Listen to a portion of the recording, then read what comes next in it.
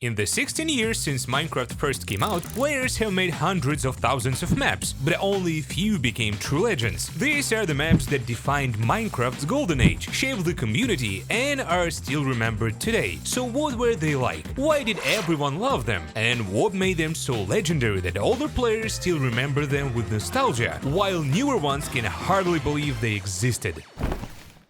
Perhaps one of the most famous maps is the Temple of Notch. It can be classified as redstone map, since it's essentially a giant head of Notch that randomly decides what to do with the player using redstone. It's simple. The player spawns in a small forest holding a gold ingot, with a well in front of them. If they throw the gold ingot into the well, the doors ahead will open, letting the player pass to Notch's head. The head in turn will randomly choose one of two options: spare the player or kill them. If the statue winks, diamonds and gold will rain down on you. If it cries, trouble is coming. The blocks beneath the player will disappear and they'll fall into the lava. This map was created by Disco, a very popular map maker at the time. We'll come back to his creations later today. In addition to the map, he created the OCD texture pack, which was very popular back then and combined a cartoonish style with the minimalism. I'm sure you've definitely seen screenshots from Minecraft using this texture pack somewhere. Of course, the insane popularity of this map inspired many others, such as Jeb's Temple, but those were created by other people and didn't attract the same amount of attention.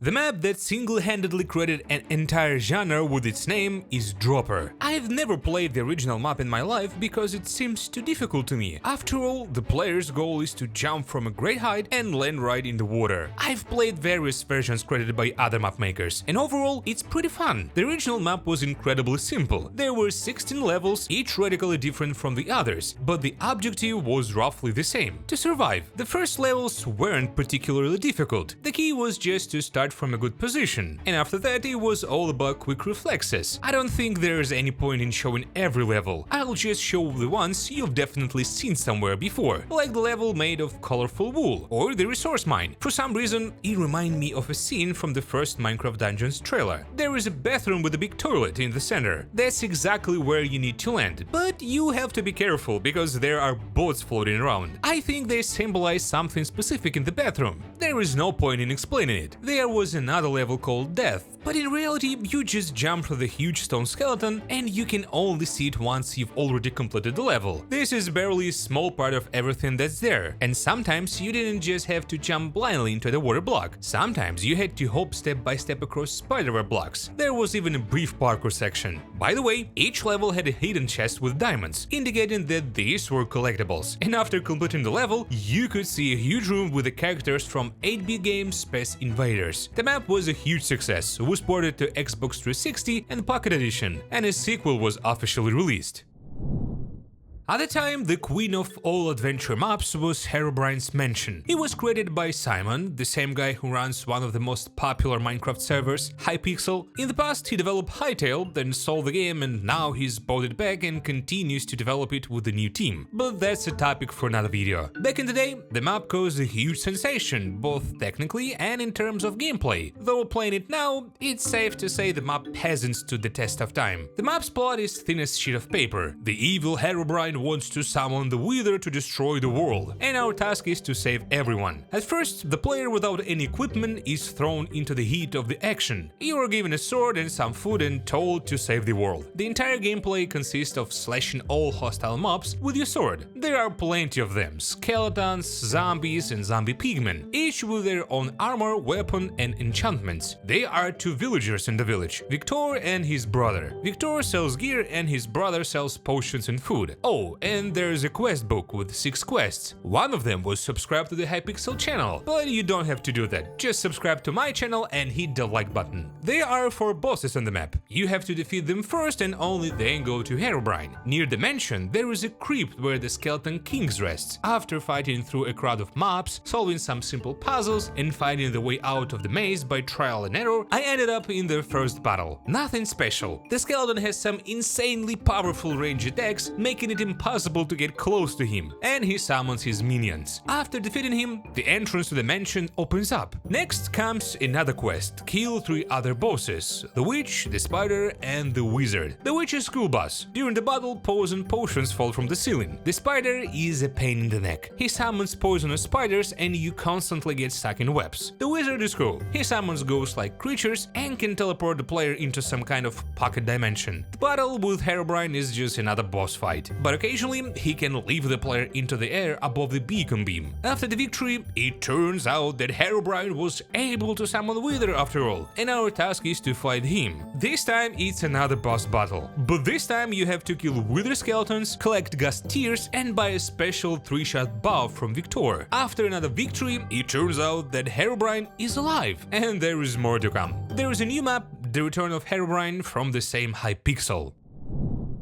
I honestly can't think of more iconic map than Skyblock. It's so simple, yet so ingenious. I feel like everyone has played this map. The player spawns on a small island in the sky, hence the name, and the island has a single tree in a chest. Inside the chest, you'll find a bucket of lava and a block of ice. That's it, there's nothing else. And from this nothing, the player must complete 50 official challenges. This includes building a house, setting up farms, and so on. The concept is basic, but it makes you think a bit about how to create a fully functional base from a limited number of blocks. YouTuber Captain Sparkles gave a huge boost to the map's popularity. He created an entire series of survival videos on this map. Naturally, people started playing it themselves and soon after began creating their own versions. The author of the original map, Noob Crew, decided not to give up on this project and even created a full-fledged server, which is still functioning today. Of course, such a popular map couldn't go untouched, so in 2019 it was first published on the Minecraft marketplace for the Bedrock edition of the game.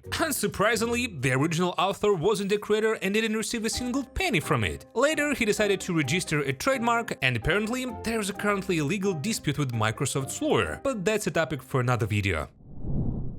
Have you heard of a guy named Sadbling? He is one of the most popular redstone YouTubers. He used to create all sorts of unusual things, share them with his audience, and make videos. Later, he stopped doing that, and now it seems like he's even making a comeback. You might know him from the SkyGrid map, which we'll talk about shortly, but first I like to mention one of his earliest maps, Duck Hunt. The thing is, there is a NES game with the same name where the player's goal is to shoot ducks. A simple, straightforward game. When the player missed the ducks, a very annoying duck would pop up and mock the player. Sadblin tried to port this game to Minecraft even back in the beta version. It was a bold move. Instead of ducks, minecarts would pop out, instead of a gun, a bow and arrows. And if you missed, a wolf would emerge from the ground, though it didn't mock the player. These were his first attempts. Sad released plenty of maps, and they were all quite popular, but it was SkyGrid that became a phenomenon. It's a full-fledged survival game, and as the author himself states, there are no goals or rules here. The player is free to do whatever they please, set any goals and create challenges. Overall, this map features all existing Minecraft blocks. The player's task is to survive in this world by gathering the necessary resources. Essentially, it's just a slightly expanded version of Skyblock. While traveling through the world, the player can find chests containing all sorts of items, including summoning eggs for hostile mobs, and occasionally spawners appear. This can also contain any mobs. Things are tough in the Nether, since it also has spawners, and these are mostly blazes that are always trying to knock the player off the blocks. As soon as you know, netherrack isn't highly durable, so falling into the abyss and losing all your items won't take much effort. But fortunately, the end remains untouched. It still functions as before, and getting there isn't that difficult. At the very bottom center of the map is an ender portal, where you still need to place ender eyes. From there, I think you already know what happens. That's the simple concept behind Skyblock.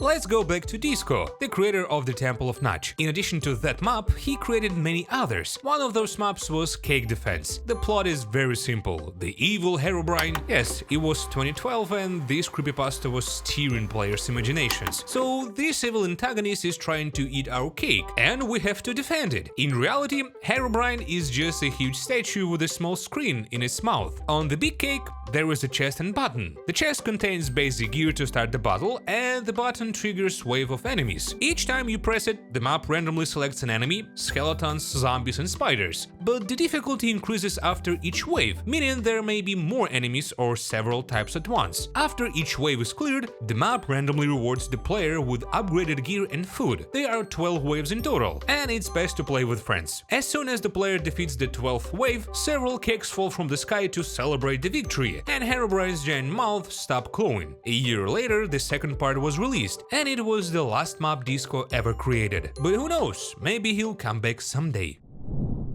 Continuing with the topic of Skyblock maps, yes, back then such maps were incredibly popular. This was largely because they offered an unusual Minecraft experience. One such map was World in Jar, created by GT Awesome Sauce. The concept was still obvious. The creator took biomes along with some structures and placed them inside glass bottles, spicing things up with unique bottles that held their own secrets. The player's task was to find one sponge in each bottle. They were hidden in all sorts of places, mostly buried somewhere underground. The player had many ways to beat this map, since each bottle generally offered the player a unique experience and all the necessary resources for completion were also available. Yes, in addition to the task of finding sponges, there were, so to speak, side quests, just like in Skyblock. There were exactly 50 of them. Some bottles held small secrets. For example, the starting bottle, where the player spawned, contained 2 chests with diamond gear. But to get them, the player had to do more than just break the glass. They had to climb to the very top of the bottle through the cork, as that's where the 2 chests were hidden. It's certainly become a phenomenon. Many YouTubers also credit entire series of videos beating this map. The author continued to update it, each time adding new blocks or items from the new updates, but eventually stopped supporting it. No new parts were released. But in 2021, an unofficial remake appeared. It was made with attention to detail and improved every aspect of its predecessor. I recommend giving it a try. It's a really cool map. The Walls is another map by Hypixel, specifically by Simon. At the time, he decided to focus on competitive maps rather than adventure maps. The Walls was one such map. The concept was very simple, but intriguing at the time. 4 teams of several players were placed in each square of the map. A huge wall made of sand was built between the teams, which according to the rules could not be destroyed. Players had a set amount of time, choosing between 15, 30 or 50 minutes, to make up gear, obtain food and prepare for battle. You could keep tracking of remaining time using a giant timer that towered above the map on each side. By the way, the map had many small surprises, such as a cave with a hidden chest and enchantment table inside. Once the time was up, the walls collapsed on their own, it was beautiful and mesmerizing sight, and then the 4 teams began to battle. Of course, players could form alliances, betray each other, and so on. Many Minecraft YouTubers created similar challenges against each other and then uploaded them to YouTube. Later, Simon released a sequel to this map. In addition to adventures and competitions, there were also role-playing maps, such as Cops and Robbers. Players were divided into 2 teams, prisoners and police officers. Usually there was only one police officer and several prisoners. The prisoners' goal was to somehow escape from prison. However, they couldn't break the blocks. They had to find some clever ways to get out. The cop in turn had to keep an eye on all the prisoners, take them out for walks to the dining hall, let them wash up and so on. To make it easier for him to maintain order, he had special gear. But the most standard item was the stick with the level 10 knockback enchantment. There were several ways to escape: through the second floor, through the library, or by sneaking through the ventilation system into the guard room, and so on. Over the course of 6 years, exactly 5 parts were released, with the last one coming out in 2020. The creator of the original map is now developing official add-ons for the Bedrock Minecraft. Most importantly, he didn't invent the Cops and Robbers mod himself. He was simply inspired by the minigame of the same name from Halo 3. That game also featured cops and prisoners trying to escape from prison. The Divercity map was one of the most complex and well-designed maps of its time, though that's just my personal opinion. It takes at least 5 hours to complete the map, which was a very respectable achievement for maps of that era. So what's the catch? The player or players must find exactly 10 blocks of colored wool, or rather 11, but the first one is given to the player as a tutorial. After completing it, the player enters a small hole, each of which represents a task or can be considered a minigame. For example, a puzzle is a full-fledged series of very complex and logical tasks that the player must solve to obtain a block of red wool. For example, the player enters a small room containing an empty chest, and inside it are 16 colored carpets. What to do? Where to go? When trying to drop a random carpet, the player is teleported back to the very beginning. But there is a hint. The chest's name says wait, and many players simply waited, not knowing what to do next. It turns out that wait is the name of the music disc in Minecraft, and it has a specific rim color. You had to place a carpet in the chest that matched the exact color of the music disc rim, and to do this several times. The chest's name would change to match the name of the music disc from the game.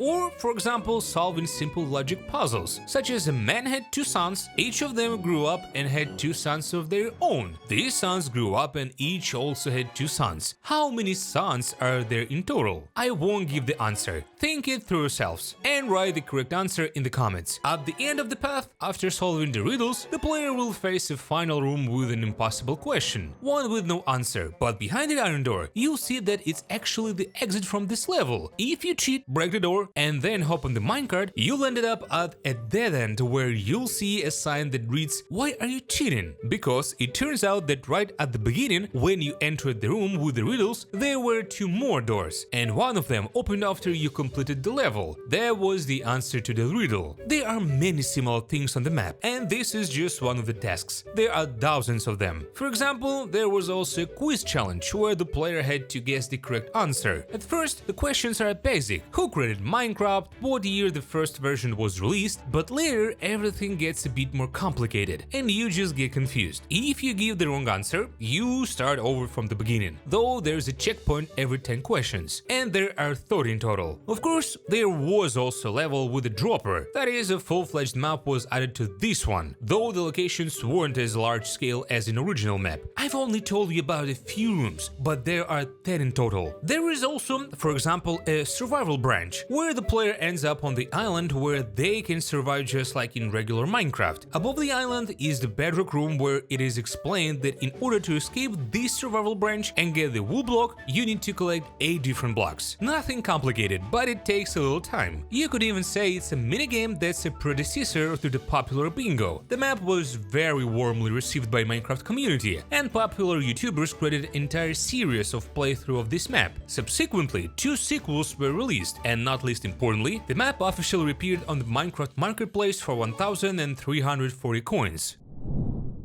This is certainly quite strange, because I always talked about the first maps that become cult classics, with sequels coming out later after they gained popularity. This time it was exactly the opposite. The second part became a cultural phenomenon, specifically Payday 2 Endgame, which was based on a game that was very popular at the time. The player's objective is to carry out the specific heist at a certain location as quietly as possible. The last time I played it was 11 years ago. I was still in school back then. Xander369, the map's creator, originally released the first part. It was very rough and unfinished, but it was still known in certain circles. After listening to the criticism, he released the second part, which is rightly considered a cult classic. Of course, at the beginning, the players is greeted by a ton of text, various explanations, and so on. But later on, the map almost feels like a full-fledged game. You're given the chance to buy gear and weapons, but in reality, it's just a bow and arrows, albeit with different textures and descent animations. There's even a training area where you can test your skills. After a brief tutorial, players are presented with a selection of missions. Yes, just like in the original game. Up to 4 players can play on the map here. There are 7 missions in total, and it takes about 3.5 hours to complete the game. They are all pretty much the identical one. The objective is always the same: pull off a stealth heist. The easiest one is the art gallery. You need to steal 4 paintings. They are marked with markers, and return to your base via the blue track in the parking lot. If you walk in boldly through the main doors, the cameras and guards will spot you, and they eventually call for backup. I'll note right away that the guards and police officers' gear is better than the players, so you need to proceed quietly. It's always worth exploring the area.